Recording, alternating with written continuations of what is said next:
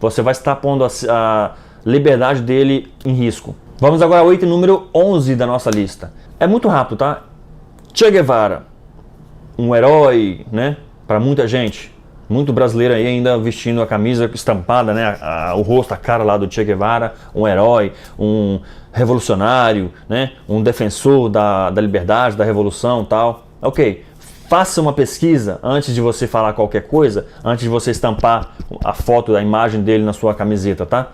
Faça uma pesquisa quem realmente foi Che Guevara. E depois que você analisou toda a história dele, o que realmente aconteceu, até o que causou a sua morte, como ele morreu, de verdade, não é a história que foi vendida, não. A história que realmente aconteceu. Quem matou Che Guevara é por quê. Faça essa pesquisa, depois você vem falar, vem defender ele, vem estampar a camiseta com a cara dele, tá? Vamos agora ao nosso item número 12.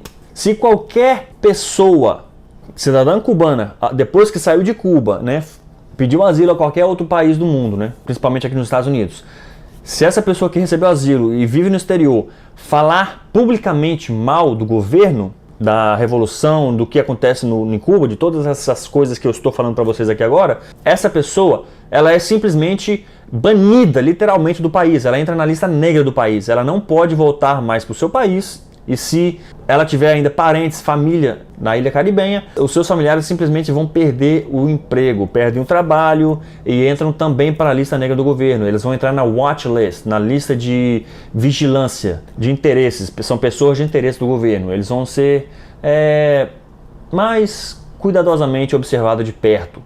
Não pode falar mal do governo cubano, da revolução, publicamente. Isso que eu estou fazendo aqui agora, por isso que eu falei no começo do vídeo que eu provavelmente vou entrar na lista negra do governo cubano, mas ó, minha cara de preocupado. Não vou nem dormir hoje à noite. Caracas, não vou dormir hoje à noite, bicho. Mais uma noite em branco. Vamos agora no item número 13. Estamos quase acabando já. Vamos lá, já estamos quase lá. Item número 13 é também um absurdo. Olha só, hein? É difícil de engolir. Mas vamos lá. Todas as pessoas que têm interesse em visitar Cuba necessitam visa. É obrigatório o visto para entrar em Cuba, incluindo e especialmente os cidadãos cubanos residentes no exterior. Se você é um cidadão cubano exilado, pediu asilo em qualquer outro país do mundo e vive no exterior, e você quer voltar a Cuba para visitar seus parentes, o que acontece muito, por incrível que pareça, o exilado ele pode ainda ir a Cuba visitar seus parentes. Eu não entendo muito bem isso também. Mas se você pede um asilo a um país que você não pode estar no seu país de origem, por que você vai voltar para visitar? Esse, inclusive, está sendo um tema muito discutido no Congresso americano a respeito do asilo que os cubanos atualmente têm nos Estados Unidos. Mas isso é tema para outro vídeo. Então, todas as pessoas, incluindo os cidadãos cubanos, são obrigados a tirar visto para visitar Cuba.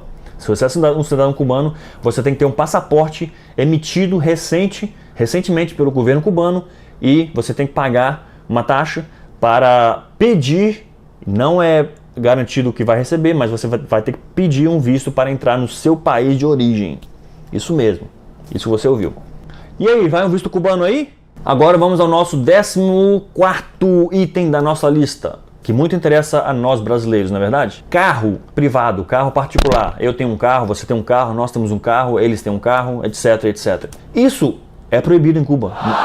Não é oficialmente proibido, mas é impossível ter um carro particular em Cuba. As pessoas em Cuba que têm um carro em seu nome são da década de 1950, da década de 50, antes da Revolução, na época que Cuba ainda era livre. Por isso que se você já foi a Cuba, ou se você já buscou aí Cuba na internet, você vai ver que existem tantos carros antigos nas ruas. Cuba acho que é um dos maiores museus de carros a céu aberto do mundo. Os carros, assim, literalmente, os carros que andam na rua são antigos, são clássicos. Para você que gosta de carro antigo, colecionador, você que é amante, fã de carros clássicos, Cuba é o melhor lugar para você visitar. Mas não porque eles gostam, porque eles curtem, porque não tem como comprar um carro novo. Eles estão presos ao passado. Eles não podem comprar um carro novo, como eu já falei no começo do vídeo. Se uma pessoa trabalha e ganha uma média de $10 ao mês, como ela vai comprar um carro que custa 3 vezes mais caro do que nos Estados Unidos? Um carro aqui nos Estados Unidos, por exemplo, vamos pegar um exemplo aí bem comum, um Toyota Corolla, né? Como vocês falam no Brasil, um Toyota Corolla. Custa aqui nos Estados Unidos na faixa de 15 mil dólares, vamos pôr uma média aí, 15 mil dólares. Em Cuba, ele não custa 15 mil dólares, ele custa 45 mil dólares, ele custa 3 vezes mais caro. Parece que eu já vi essa história antes, é uma história meio parecida que eu conheço já, mas enfim. Como uma pessoa que ganha 10 dólares ao mês, em média, vai comprar um carro que custa 45 mil dólares lá em Cuba?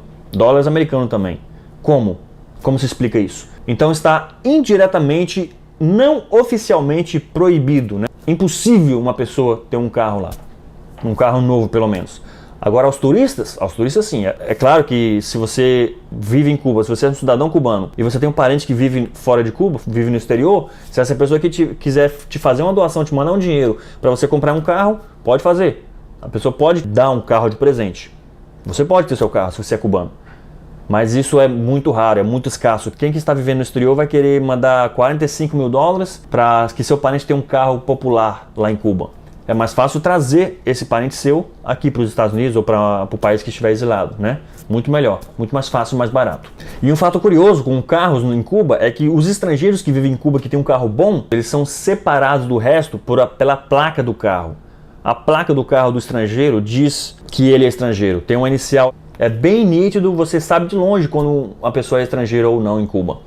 O estrangeiro tem todo o direito de ter um carro novo. Ele pode comprar a hora que ele quiser, ele não é proibido, não tem tantas restrições quanto a um cidadão cubano comum. Vamos ao item agora, número 15 da nossa lista, tá? De itens que você provavelmente não sabia sobre Cuba. Os médicos que foram importados para o Brasil, né, pelo programa Mais Médicos, tem uma pegadinha aí que muitos de vocês sabem, mas a maioria não sabe ainda. O governo brasileiro diz que paga 10 mil reais para cada médico cubano que foi trabalhar no Brasil através do programa Mais Médicos. Se o governo brasileiro paga isso ou não, eu não sei, eu não vejo nenhum documento quanto a isso, nunca vi e não sei se está realmente sendo feito isso ou não. Mas o que se sabe, né, a teoria, o que até agora todo mundo sabe nas notícias e no que se comenta, é que o governo brasileiro sim paga 10 mil reais a eles, o que dá equivalente a 4.800 dólares, nessa faixa aí.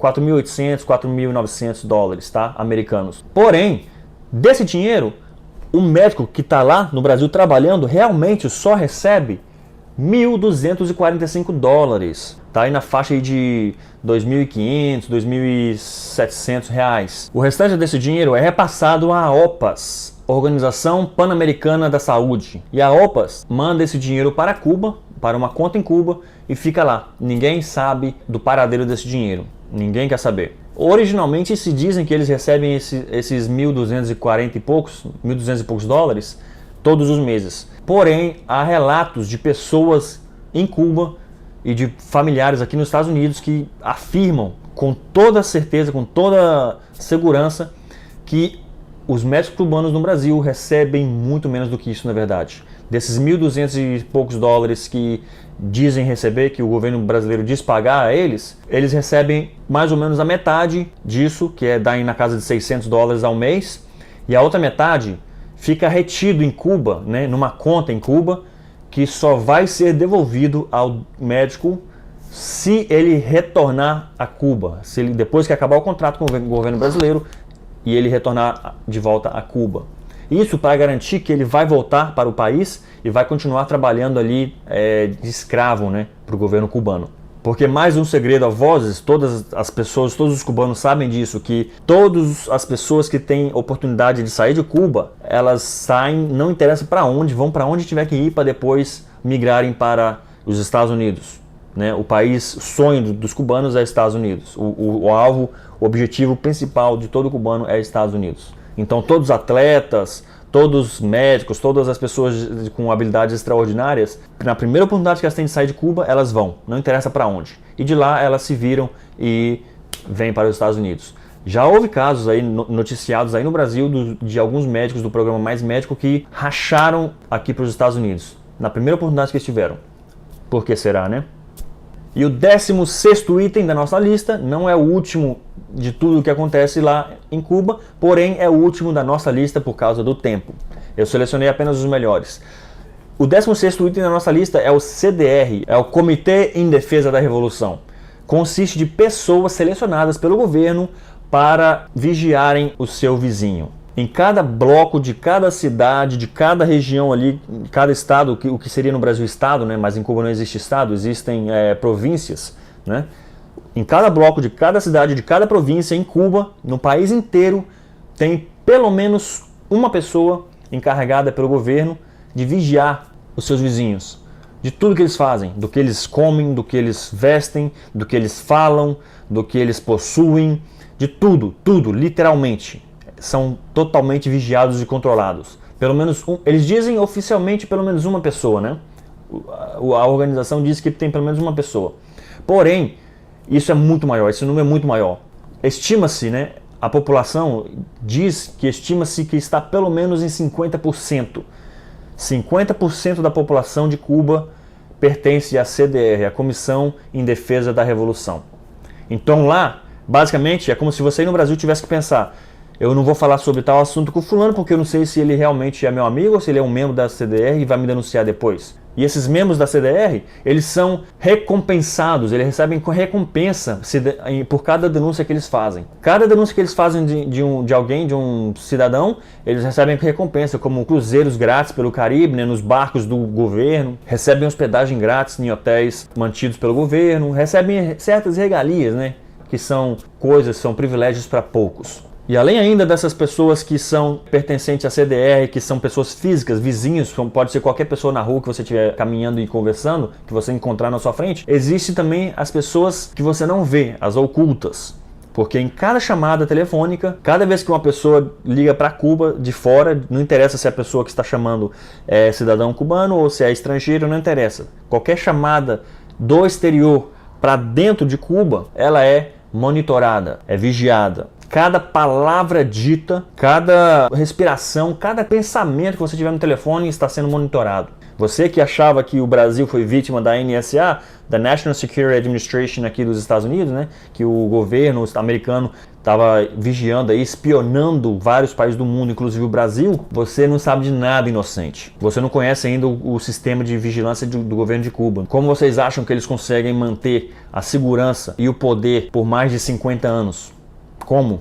Eles sabem de tudo que está acontecendo no país, até fora do país. Se uma pessoa que vive no exterior combinar algo com um parente ou um amigo em Cuba, no dia seguinte a polícia já está na porta lá, tocando na porta e levando a pessoa presa, e às vezes, dependendo da gravidade do negócio, até a pessoa até desaparece, até some do mapa. Isso não é brincadeira, tá? Isso são relatos de pessoas que realmente viveram isso e algumas ainda até hoje vivem isso. Não é brincadeira, isso é sério. Bom, e aqui acabamos nossa lista de apenas 16 itens, mas se você for pesquisar na internet você vai encontrar esses e muitos outros muito mais graves e super importantes, super sérios.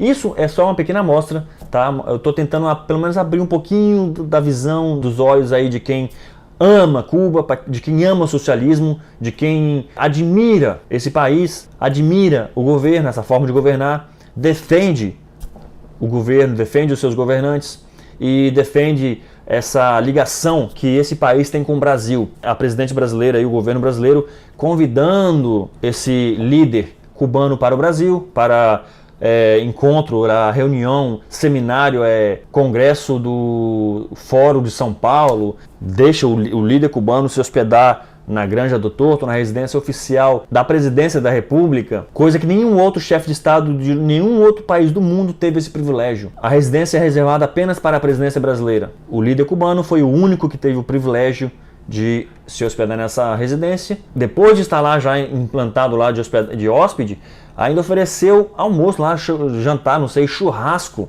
E convidou mais pessoas de fora. Convidou ninguém mais, ninguém menos do que Nicolás Maduro, presidente da Venezuela, onde é outro assunto, para outro vídeo, né? Outro aprendiz, aí, outro aluno, né? Outro pupilo do governo cubano. Será uma pura coincidência esses três líderes latino-americanos estarem juntos, aí reunidos, fora de São Paulo? Essas palavras ligam alguma coisa, né? Para você pensar. Pense e raciocine. E antes de você falar qualquer coisa relacionado a defender socialismo, defender comunismo, pense bem, Obrigado por assistir, obrigado pelo seu tempo. Meu nome é Alex e espero que você tenha gostado. Se você realmente gostou, dá aquele like básico para ajudar o nosso canal. Se você realmente gostou e quer que mais pessoas saibam, conheçam a verdadeira história, quem realmente é o governo cubano e o que realmente está por trás, o que realmente acontece nesse paraíso chamado Cuba, compartilhe, tá? O país é uma maravilha. As praias, o lugar, a terra é uma maravilha. Mas o povo, a maioria do seu povo e o seu governo é o que o país. Valeu, galera. Obrigado, um abraço, até o nosso próximo vídeo e fui!